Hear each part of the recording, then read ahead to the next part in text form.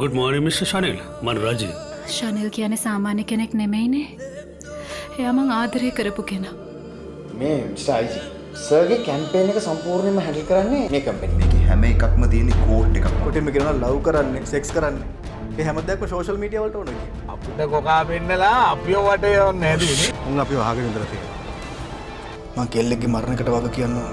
එහෙම බඩු ටික එළියට යවන්න නම් ඉතින් අපි චෙක් කරන්නේ නැති වාහනයක දාලා ඒ ටික යවන්න ඕනේ. කෝබ් එක පස්සෙන් පන්නපු හැමෝම සුසයිඩ් කරගත්තා. සමහරු පිස්සු වුණා. මට ඒ දේවල් කරන්න ඕනේ. ස්නැප් රියලිටිය ෆැන්ටසියම උගුලක්.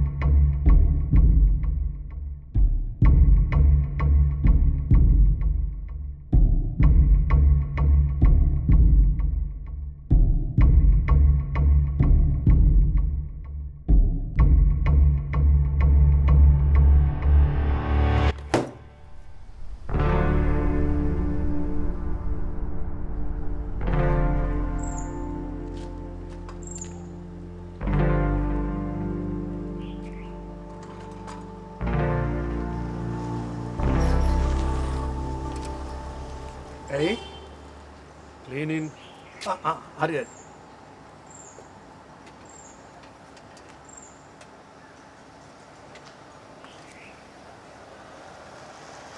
සර් අර ක්ලීනින් වලට අලුතින් එනවා කිව්ව මිනිස්සු ඇවිල්ලා ඉන්නවා හරි සර් ඔව් මං වැඩ ටික පෙන්නන්න හොඳයි සර් කොබලන්ට බෑග් එක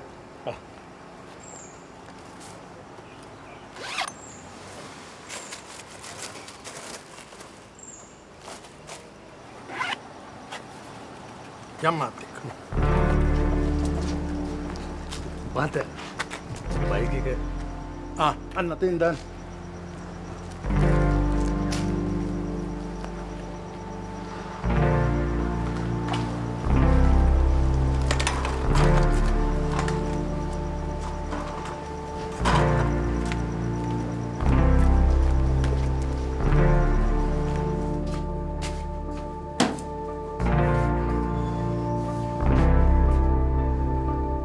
ඔක්කොම බඩු තියෙනවා. මෙතනින් ගන්න. හැබැයි මෙතනම ගෙනලා තියන්න.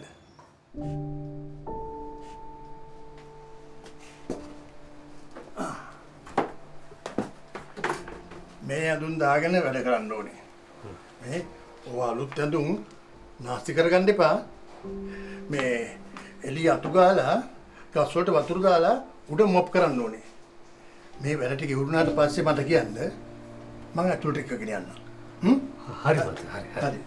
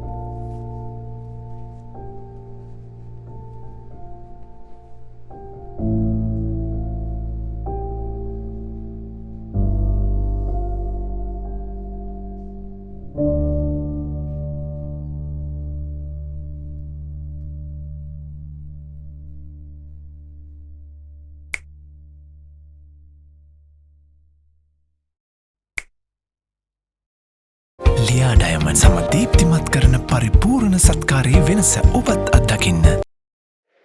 අත්තරංගේ පස වූ සරත් සහ රාජනන්දනාගේ මරණය සැකසෙන බවින් එය සඳහා විශේෂ පොලිස් කණ්ඩායමක් යොදවා තිබෙනවා.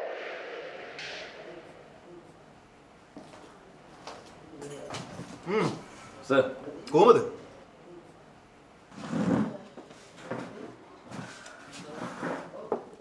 ඔක්කොම සුද්ධ කරලා වැඩි ඉවර කරා. දැන් මොනවද කරන්න හිතන්නේ? මේ කේස් එකේ අපි නොදකපු පැත්තක් තියෙනවා. මේක හොයලා ඉවර වෙනකම් මම මේකෙන් අයින් වෙන්නේ නැහැ. ඒත් හෙඩ් ඔෆිස් එකට ගිහලානේ තියෙන්නේ දැන්. මම මේකේ ලීඳන් හොයනවා. ඔයා මට අතුරු ඉඳන් උදව් කරන්න ඕනේ. ඇයි සර් වීම් ප්‍රශ්න වලට පැටලෙන්න හදන්නේ? මගේ තාත්තා නැති වුණේ වෙඩි කාලා. කෙලින් වැඩ කරපු හින්දා. මට තාමත් හිතෙනවා මගේ තාත්තා කොහේ හරි දැන් මගේ දිහා බලාගෙන ඉන්නවා කියලා.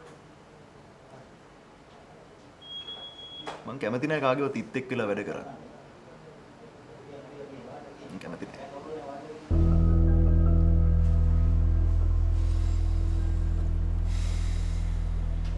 එහෙනම් මම මේ කේස් එක ගැන සම්පූර්ණයෙන්ම හොයලා ඉවර කරන්න ඕනේ.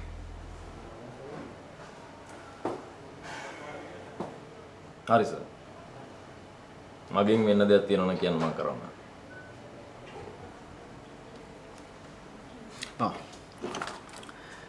මේ ඩයරි කියව දියම්බුනේ.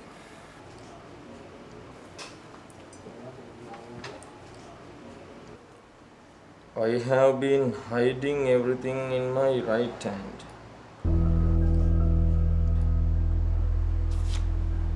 ඒ කියන්නේ මොකක්ද? ඔය මිනිස්සයා කවුරුත් නොදන්න රහස් ගොඩක් යාගේ දකුණු අතේ හංගන් ඉඳලා තියෙනවා. සමහර විට ඒක මයික්‍රොචිප් එකක් වෙන්නත් පුළුවන්.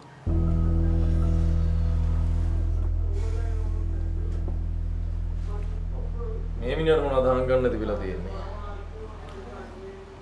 මේ මිනිස්සයා ප්‍රෙසිඩන්ට්ගේ ළඟම හිටපු හිතවතෙක්.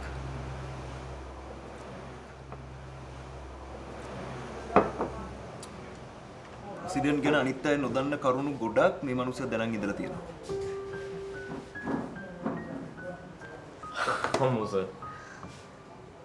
මට නම් බෑ මේවට පැටලෙන්න. බය වෙන්න එපා. මම මේ කේස් එක ගැන හොයනවා කියලා දන්නේ ඔයා විතරයි.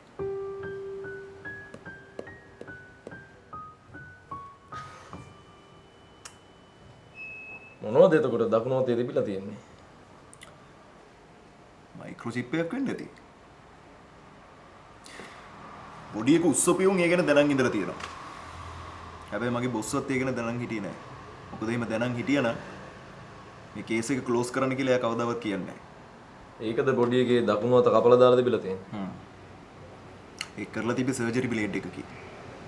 අතේ ගැඹුරටම කපලා තිබ්බා. එන ඒ කියන්නේ උන්ට චිප් එක හම්බ වෙලා. නෑ. ඒකයි උන් බොඩි එක අහපුව අපිට මෙව්වේ. දැන් මට තියෙන ප්‍රශ්නේ මේ විස්තර ඔක්කොම තිබ්බේ ඩයරි එකේ. ඩයරිය මුලින් ඉඳන්ම තිබ්බේ අපි ගාව. ඒක කියුවෙත් අපි දෙන්න විතරයි. එතකොට කොහොමද මේ විස්තර උන් දැනගත්තේ?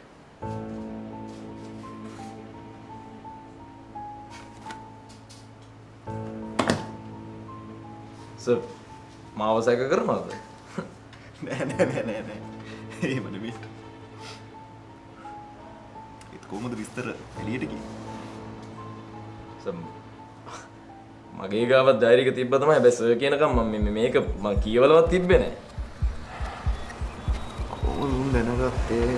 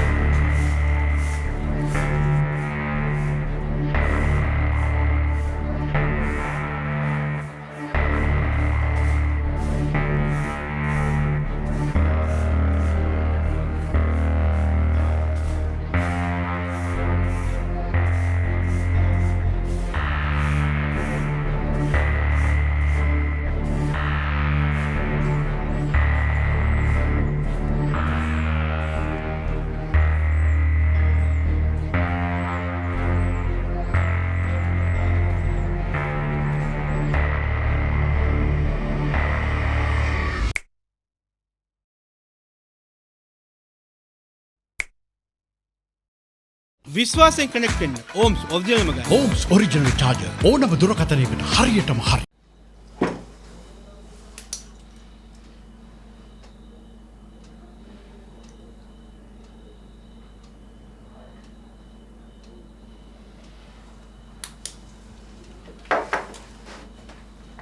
කවුරු හරි මෙයාව මෝහනය කරලා තියෙනවා. මොනවදනේ මේ කියන්නේ? සර් පිස්සු හැදිලාද? මම නැට්වල වයලින් ගැහුවලු. මම විහිළුවකට ගත්තද?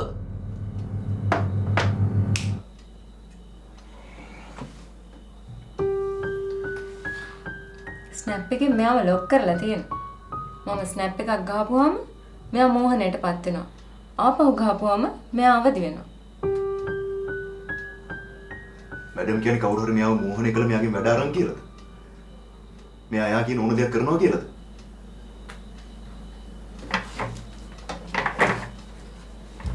මගේ හඬට අවධානය යොමු කරන්න.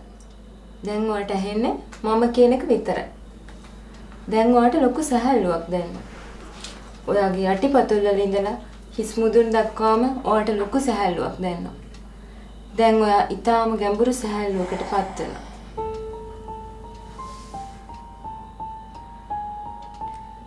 මම ඔයාගේ වම් මුර හිසෙන් අත තිබ්බාම ඔයා උස් හඬින් hina වෙනවා.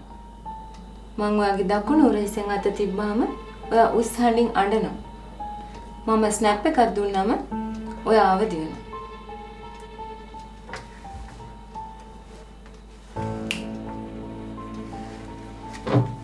මොකද්ද මෙතනට වෙලා කරන්නේ? අපි යමු. ඇයි සර්? ඇයි මට මේව කරන්නේ? ඇයි මම මේ විලුවකට ලක් කරන්නේ? සදන්නවද? මම කොච්චර කාලයක්ද මගේ මේ සර්විස් එක කියලා? මෙයා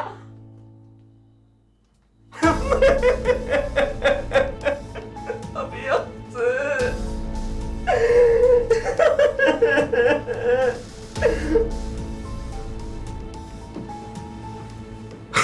ඩිපාර්ට්මන්ට් එකේ කේසස් කීයක් මං හැන්ඩල් කරාද සර්?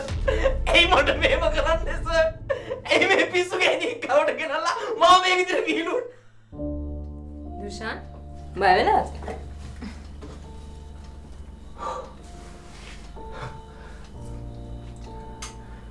මම ෆස්ට් ටයිම් මේ එක්ස්පීරියන්ස් එකක් ගන්නෙ.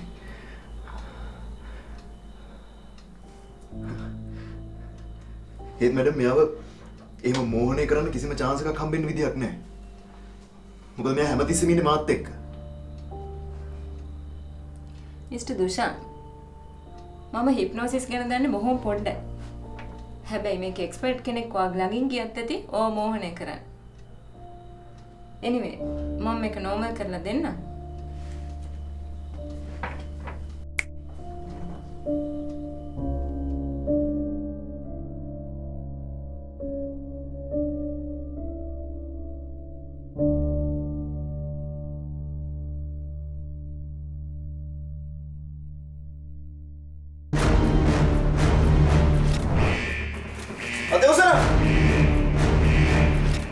කලබල වෙන්න එපා. කලබලුනොත් පිටි තියලා දානවා.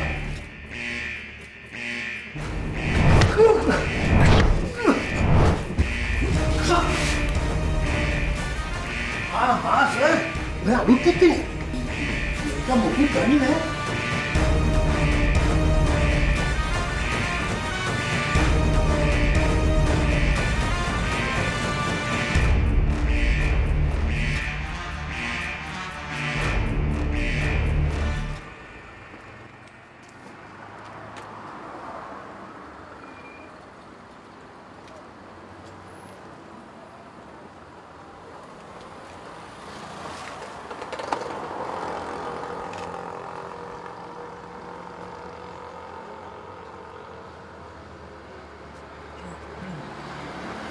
මොකද අවුල් ගහලා ඉන්නේ? අඩලා hina වෙච්ච එකද? නෑ සර් මට අවුනියන් ද්‍රෝහියෙක් වගේ දැනෙනවා. ඒක ඉතින් හිතලා කරපු දෙයක් නෙවෙයිනේ. කොහොමද මේ වෙච්ච සිද්ධිය හින්දා මේ කේස් එකේ අවුල ලියන්න දැන් ලේසි.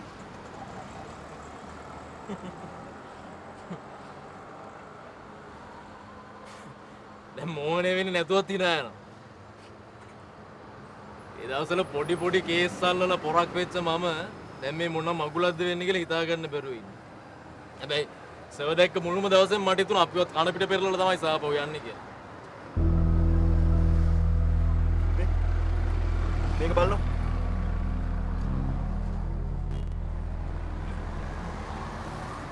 ඔය පිට රටක ඔය එන මිනිස්සයා මේ කඩකාරයව මෝහනය කරන එක තප්පරේ. බලන්න.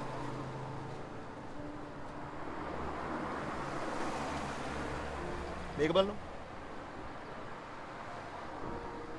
ඔය පොලිස් කාර්යය වාහනේ නවත්තනවා. එයාක පොලිස් කාර්යව මෝහනය කළ බැන ගන්නවා. මේක මොකද්ද සර්? පොලිස් කාර්යක මෝහනය කරලා විස්තර අරන් ගියේ. හැබැයි ඒක වීඩියෝ නෑ. තමුසිතින් තාම ඒ ගැන හිතනවනේ. මෙහානවකෝ.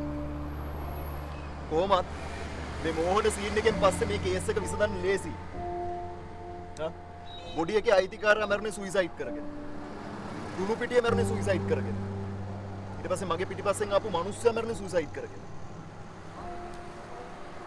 අපේ ඩිවිෂන් එකෙන් බොඩි එක අයිති මිනිස්සයා ඉන්න තැන හොයාගත්තාම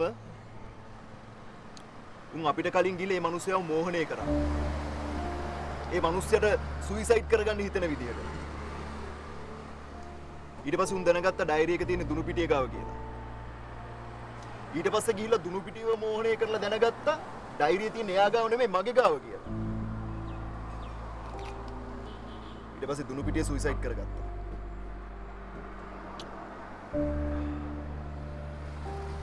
ඊට පස්සේ උන් මගේ පිටිපස්සේ මිනිස්සෙක් එව්වා.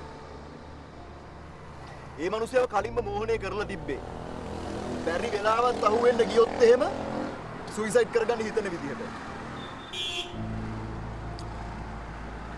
හැබැයි මට දැන් හිතෙනවා මුන් ස්කීම් එකේ සිකියුරිටිවත් මෝහනය කරලා තියෙන්නේ නැද්ද කියලා.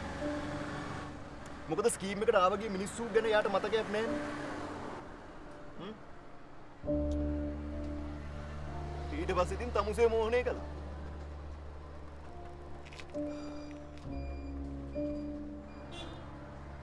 ඕබ්බකින් ඉතුරු වෙච්ච එකෙන් නේද ඔය සෙල්ලම දාන්නේ. මම අල්ලගෙන අපිට ගේමක් ගහන්න බැරි වේද?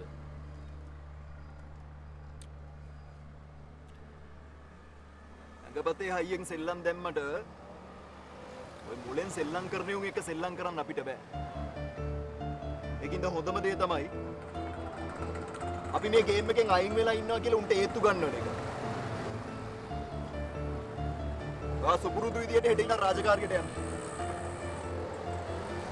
මං අලුත් කේස් එකක් එනකන් ටික දවසක් නිවාඩු යන්න. අපි පස්සේ හම්බෙමු.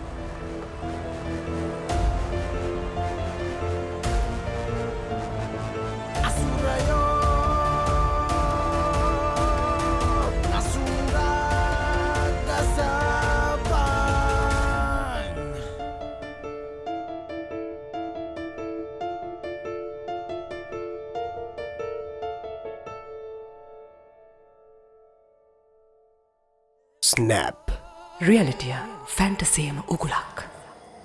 මට තව දවස් දෙක තුනක් දෙන්න. සමාවෙන්න සර්. මං හිතලා වැරදි දෙයක් කිව්වේ නැහැ. ඒක හෙල්පයක් නෙමෙයි ඒක ඩැමේජ් එකක්.